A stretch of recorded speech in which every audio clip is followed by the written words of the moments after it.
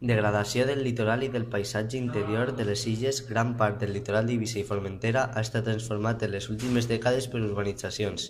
Els recents canvis legislatius que han debilitat la normativa de protecció de costes obren la porta a noves construccions destructives. D'altra banda, en l'actualitat, el procés urbanitzador està avançat cap a l'interior de les illes, amenaçant les zones naturals més ben conservades. A Eivissa, el desenvolupament turístic ha anat acompanyant de la construcció de camps de golf i ports esportius, amb un impacte ambiental considerable.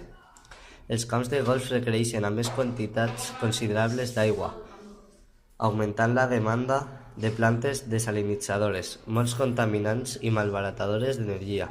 Els ports esportius tenen un greu impacte sobre les zones costaneres i amenacen ecosistemes marins molt valuosos com les praderes de Posidònia. Un exemple específic d'eliminació del sòl a Eivissa seria la pedrera de Cala d'Hort, que des de fa molts anys s'utilitza per extreure pedra. Això, òbviament, elimina el sòl. En conclusió, per evitar els impactes negatius, hi ha que evitar la sobreexplotació de canteres, intentar evitar l'erosió i, sobretot, protegir-lo i fer que sigui més fèrtil. En quant a la biosfera a Eivissa, sobretot hi ha que protegir les praderes de Posidònia i el Parc Natural de ses Salines, perquè són una gran font de biodiversitat.